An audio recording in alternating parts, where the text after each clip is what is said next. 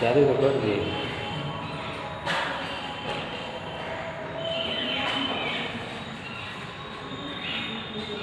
इसके पहले बायोलॉजी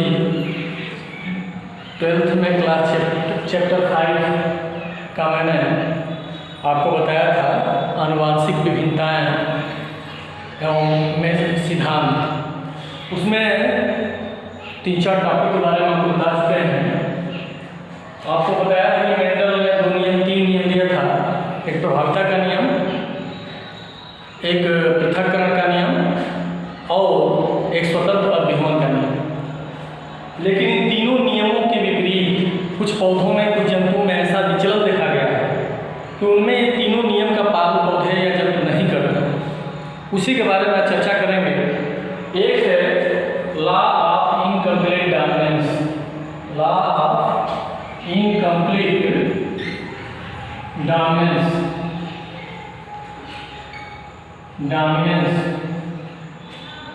प्रभाविता का अपूर्ण नियम, प्रभाविता का इनकम्प्लीट डोमिनेंस, अपूर्ण प्रभाविता का नियम, अपूर्ण प्रभाविता का नियम।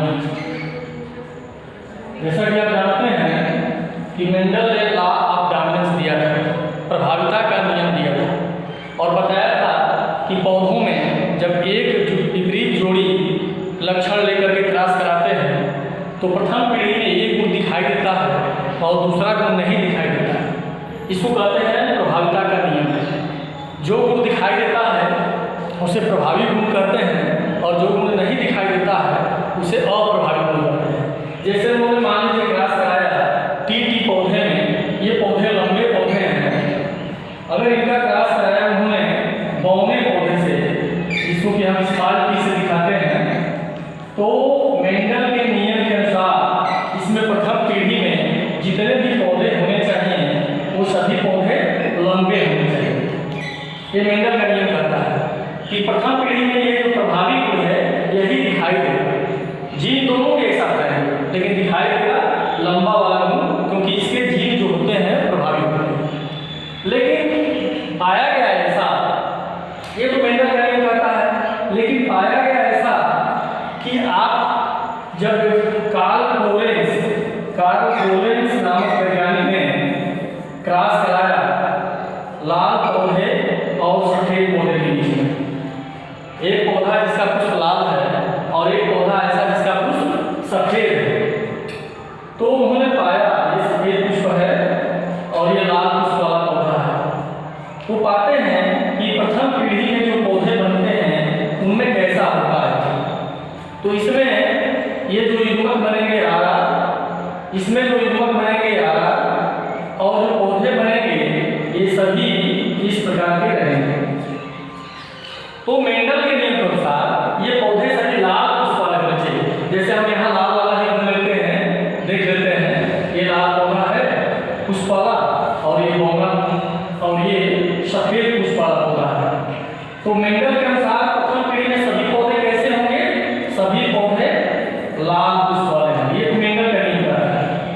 लेकिन ये पौधा जिसमें हम प्रथम पीढ़ी है, F1 जनरेशन है, पाते हैं एक वैज्ञानिक हुए कार्ल लोरेंस। तो कार्ल लोरेंस ने क्रॉस कराया एक पौधा है, उसका नाम है मिराबिलिस जालापा, गुलाबास कहते हैं इसको, या फोरोब्लाक, या इसका नाम है गुलाबास।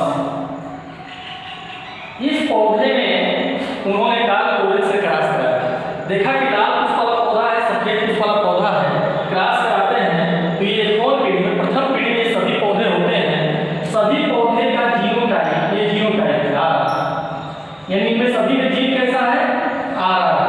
लेकिन ये कैसा दिखाई देते हैं, ये सभी पौधों का जो फिनोटाइप था वो कैसा था, ये सभी पौधे गुलाबी पुष्प वाले हुए, गुलाबी पुष्प वाले। तो मेंडल के अनुसार ये कैसे होने चाहिए? लाल होना चाहिए, क्योंकि ये लाल वाला प्रभावी होता है, सफेद वाला अप्रभावी होता है। लेकिन इस कालकोरे से जब इसमें क्रॉस करा गुलाब बांस के लाल वाले सफेद वाले में, तो प्रथम पीढ़ी में सभी पौधे गुलाबी हैं, यानी बीच का गुण आया, तो लाल आया तो सफेद आया, दोनों के बीच का गुण गुलाबी आया। तो इसको इस नियम को हमने कहा law of the incomplete darkness, अपूर्ण प्रभाविता का नियम। यह क्या नियम कहता है कि जब एक जोड़ी विपरीत लक्षण लेकर के क्रॉस कराते हैं तो प्रथम पीढ़ी में दोनों के बीच वाला गुण आता है, यानी ना तो लाल आया ना तो सफेद आया बल्कि गुलाबी आया। इस नियम को कहते हैं अपूर्ण प्रभाविता का नियम। तो यह मेंडल का जो नियम था प्रभाविता का नियम, जिसमें कि लाल और सफेद के बीच में गुण क्रॉस कराने पर लाल मिलता था, उसके विपरीत है। ये तो मेंडल के अनुसार था ना, ये मेंडल कहते थे, लेकिन यहाँ पर ये मेंडल का नियम गलत हुआ और ये लाल होकर के गुलाबी हुआ। तो एक तो ये है अपूर्ण प्रभाविता का नियम, जो मेंडल की प्रभाविता नियम के विपरीत है। एक दूसरा उदाहरण देख लेते हैं। एक और उनका विचलन था लॉ ऑफ कोडॉमिनेंस। इसके बाद उन्होंने एक और प्रयोग किया, और क्या प्रयोग किया? उन्होंने प्रयोग किया इनकम्प्लीट डॉमिनेंस। इसको है कोडॉमिनेंस, लॉ ऑफ कोडॉमिनेंस। तो इसको कहते हैं सहप्रभाविता का नियम। सहप्रभाविता का नियम, यह नियम क्या कहता है? यह नियम यह कहता है कि कुछ पौधों में, ये जंतु में ज्यादा पाया जाता है, कुछ जंतु लाल बाल वाले होते हैं, उनके शरीर पर लाल बाल होता है, ये लाल बाल वाले पौधे हैं। जब लाल बाल वाले जंतु हैं, इनका क्रॉस दूसरा पौधे, कुछ जंतु ऐसे होते हैं जिनके शरीर पर सफेद बाल होता है, ये सफेद बाल, इनके बीच में क्रॉस कराते हैं, तो पाया गया कि कैसे इसमें जंतु बनेंगे। आप देख लीजिए, इसमें जो युग्मक बनेंगे वो युग्मक कैसे बनेंगे? R1, ये युग्मक है, युग्मक बने नर में शुक्राणु और मादा में अंडाणु। इसमें क्या बनेगा? R2, ये युग्मक है, मान लीजिए नर का है, शुक्राणु है, ये मादा का है, अंडाणु। अब मिलाइए आप सबको, R1 इससे मिलेगा, इसका शुक्राणु इसके अंडाणु से मिलेगा, फिर इसका शुक्राणु इसके अंडाणु से मिलेगा, फिर इसका शुक्राणु इस तरह से मिलेगा, और आप पाएंगे ये सभी पौधे जितने जंतु हैं, 4 जंतु बने, ये 4 जंतु में कैसे जीनोटाइप हुआ? जीनोटाइप मीन्स इसका जीन कैसा है? चारों का जीन एक ही प्रकार का है, और वो कैसा है? R1 और R2। तो मेंडल के अनुसार तो ये लाल बाल वाला होना चाहिए, क्योंकि ये प्रभावी होता है या अप्रभावी होता है। लेकिन इसमें हम देखते हैं कि जो जंतु बनते हैं, ये सभी जंतु का फिनोटाइप मतलब जो देखने में बाहर से ये कैसा दिखाई देंगे? चारों जंतु चितकबरा। इसको क्या कहते हैं? चितकबरा।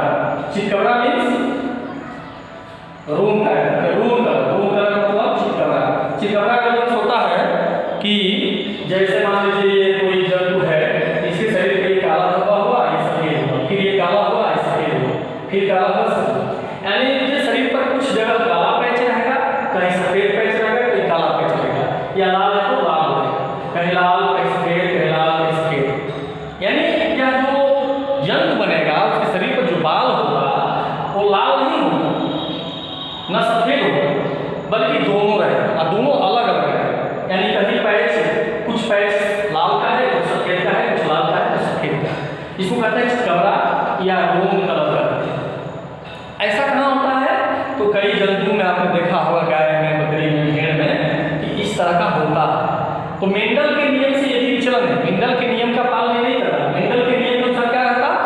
ये सभी जंतु जो होते हैं लाल बाल वाले होते हैं, लेकिन यहाँ पर लाल बाल वाले नहीं है, बल्कि ये चितकबरे वाले। कारण क्या है? इसमें जो ये जीन है जो लाल बाल के लिए उत्तरदायी है, और यह जीन है जो सफेद के लिए उत्तरदायी है, दोनों अपना साथ प्रभाव दिखा रहे हैं। यानी एक दूसरे के गुण को दबा नहीं रहे हैं, दोनों अपना गुण साथ दिखाई दे रहे हैं। इस नियम को कहते हैं सहप्रभाविता का नियम। जब दो गुण लेकर के क्रॉस कराते हैं तो प्रथम पीढ़ी में दोनों गुण साथ साथ दिखाई देते हैं, अलग अलग पैच में दिखाई देते हैं। इसको कहते हैं हम सहप्रभाविता का नियम। आगे आप जब अगर इसमें ये तो पैरेंट है, जनक है, और ये कौन पीढ़ी है, कौन पीढ़ी में प्रथम पीढ़ी है। अगर ये प्रथम पीढ़ी के जनकों के बीच में आगे आप क्रॉस कराएंगे तो आप देख सकते हैं कि क्या इसमें बन रहा है।